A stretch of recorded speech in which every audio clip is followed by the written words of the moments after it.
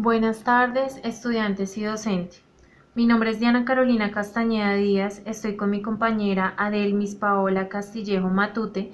Nosotras somos estudiantes de licenciatura en Educación Especial, estamos en primer semestre.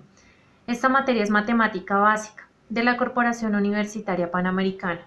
Hoy hablaremos de nuestro mapa conceptual en el cual mostraremos y haremos algunos ejemplos sobre lógica matemática, conjuntos y aritmética. Bueno, iniciemos.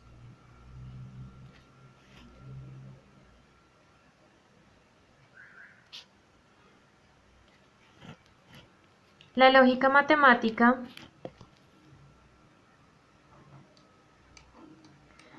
define la lógica, razonamiento y las aplicaciones. Las aplicaciones nos vamos a la rama como son matemáticas, física, filosofía y computación. De la lógica matemática también abarca diferentes raíces. Vamos a iniciar con los conjuntos.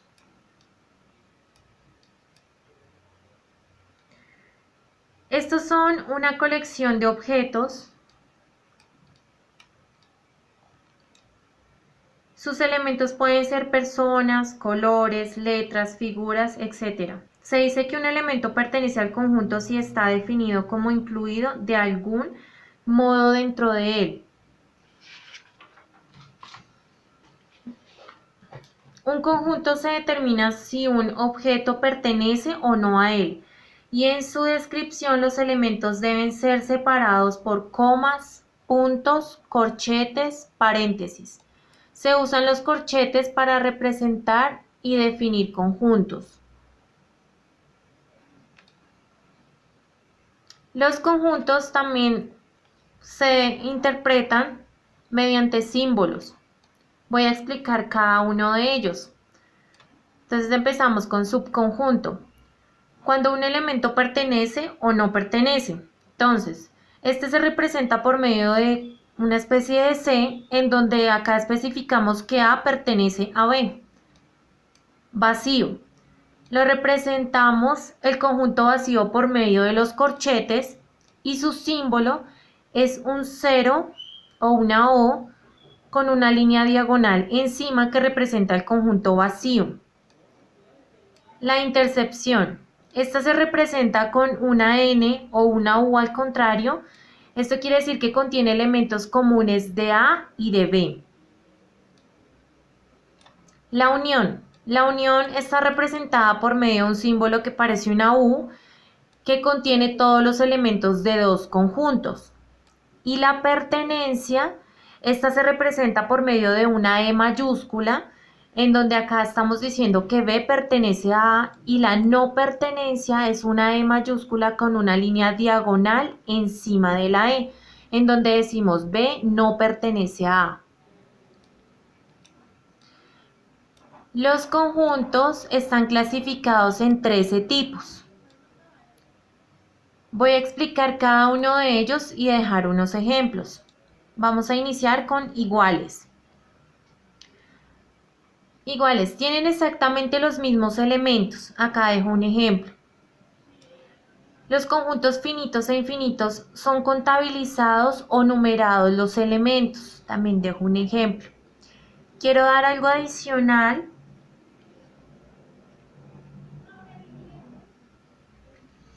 Un conjunto finito es aquel que tiene un número finito de elementos. Por ejemplo, tenemos un conjunto que es 2, 4, 6, 8 y 10. Es un conjunto finito con 5 elementos. Esto quiere decir que la cardinalidad o número de elementos de este es un número natural. Y los conjuntos infinitos, por ejemplo, tenemos un conjunto en el cual tenemos 1, 2, 3, 4, 5, 6 y continuamos. Con números naturales es infinito. Continuamos con los subconjuntos. Es una parte de un conjunto, por ejemplo, este se da cuando todos los elementos de un conjunto pertenecen al otro. Dejo un ejemplo en la parte de abajo. Vacíos. Es aquel que no tiene elementos en absoluto. Este se representa por medio de un 0 o una O en donde tiene una línea diagonal encima. Acá dejo un ejemplo. Los disjuntos o disyuntivos, estos son aquellos que no tienen elementos en común. Acá dejo un ejemplo. Equivalentes, únicamente son equivalentes si tienen la misma cantidad de elementos.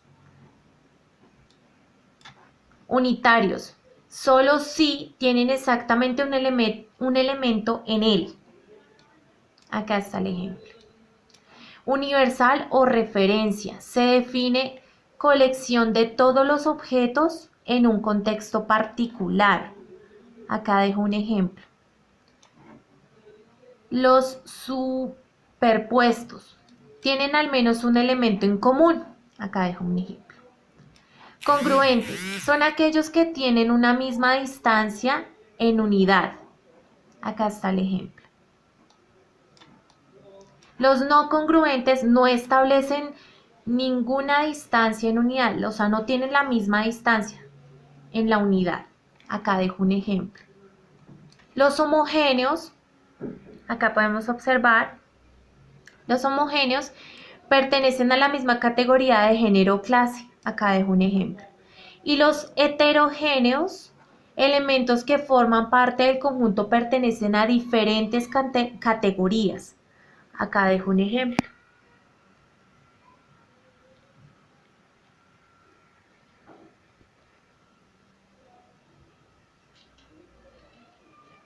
Listo. Regresando a la parte de lógica matemática.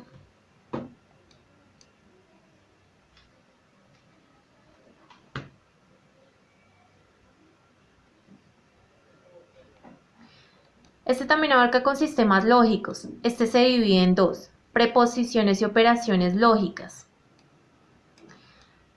En las preposiciones y operaciones lógicas, en este es el elemento fundamental de la lógica matemática. En este encontramos la notación.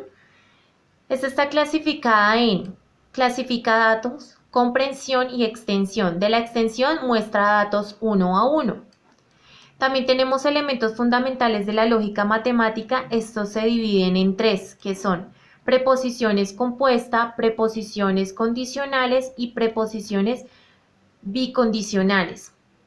Las preposiciones compuestas están interpretadas bajo tablas de verdad con el fin de enumerar combinaciones y dar valor a las preposiciones por medio de símbolos que son falso y verdadero.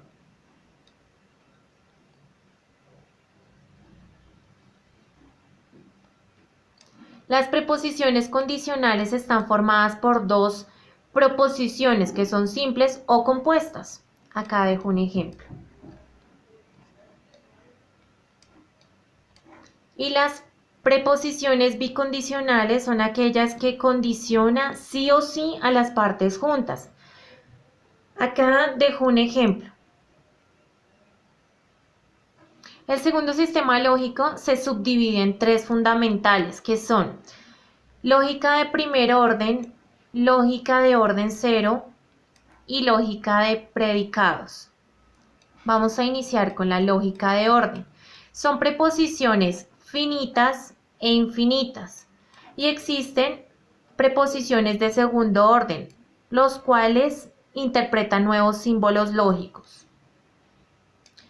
En la lógica de orden cero está interpretada por enunciados que pueden ser asertivos, medios y negativos. Estos están interpretados con tablas de verdad, que son aquellas que utilizan denominaciones y conexiones lógicas. En la parte de las denominaciones están como tautologías, que son aquellas preposiciones compuestas ciertas para todos los valores de su verdad de sus variables. Y la contradicción, que son aquellas proposiciones que siempre son falsas. En la parte de conexiones lógicas, que pueden ser disyuntivas, conjuntivas y negativas. Estas están representadas simbólicamente. Las disyuntivas son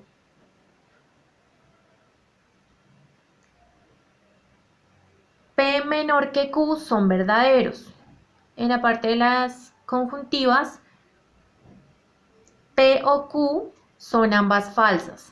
Y acá, en la parte de las negativas, donde continúa P, podrá ser verdadera o falsa.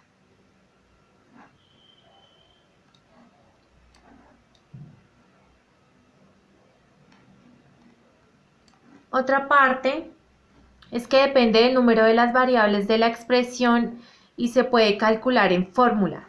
El número de líneas es igual a 2n, donde n es igual al número de variables distintas.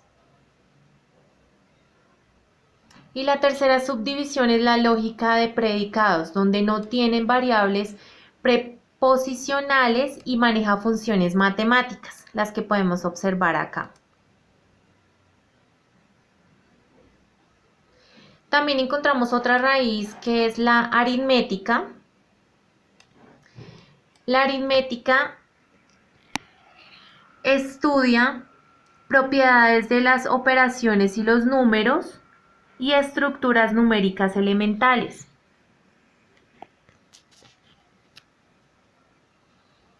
En la aritmética encontramos aplicaciones de la aritmética, que son, vamos a empezar con números naturales.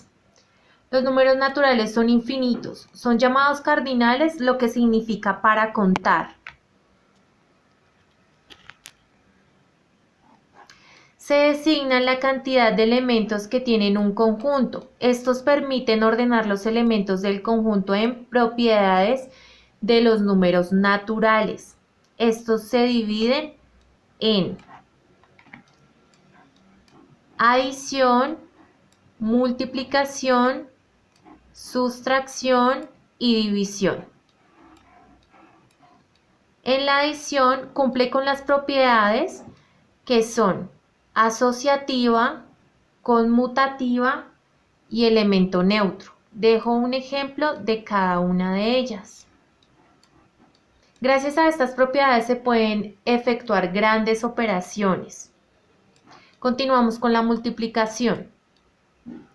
Maneja las mismas propiedades que la adición, que son asociativa, conmutativa, elemento neutro, pero adicional tenemos la distributiva. También dejo un ejemplo de cada una de ellas.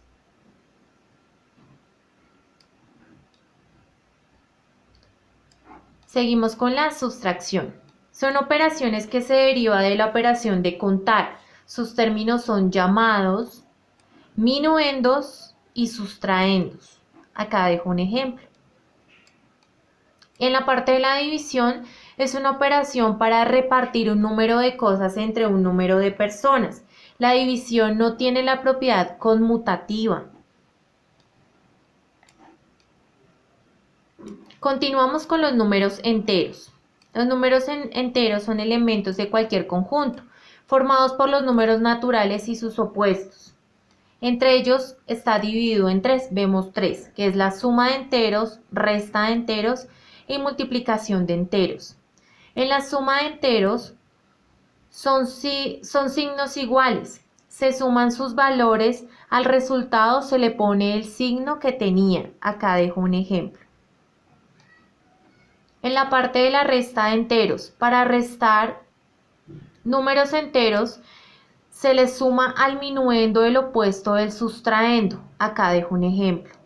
Y en la parte de la multiplicación de enteros, se multiplican sus valores absolutos. El resultado se deja con signo positivo si ambos factores son del mismo signo. La ley de los signos, acá la vemos. Es más por más igual a más por menos igual a menos por más igual a menos y menos por menos igual a más. También tenemos las propiedades de la multiplicación, que son asociativa, acá dejo un ejemplo, conmutativa, acá dejo un ejemplo, y la distributiva de la multiplicación respecto de la suma, acá dejo un ejemplo. Listo, ahora nos vamos por los números fraccionarios. son cocientes indicados A sobre B. Números enteros se llaman numerador A y denominador B. Acá dejo un ejemplo. Los números decimales son aquellos números fraccionarios expresados en el sistema de numeración decimal. Acá dejo un ejemplo. Lo importante, existen condicionamientos. Los valores posicionales son fundamentales para expresar los números enteros. Y de su sistema de numeración decimal también decimos que las unidades fraccionarias son llamadas centésimas, milésimas, 10 milésimas y millonésimas. La razón y proposición son: la proposición tiene relación especial entre un grupo de números o cantidades. Acá dejo un ejemplo. En la razón es la relación entre dos números definida como el cociente de un número por el otro. Acá dejo un ejemplo. Y por último, la potenciación, que es aquel producto formado mediante sucesivas multiplicaciones de un número. Es decir, A y n es igual a por continuar a n factores. Ejemplo, 5 y 2 por 5 y 4 es igual a 5 y 6. Listo, chicos, eso es todo. Espero les haya gustado y realmente les sirva la información. Doy muchas gracias por el tiempo y a mi docente por la explicación y espero que todo esté perfecto. Muchas gracias, feliz tarde, hasta luego.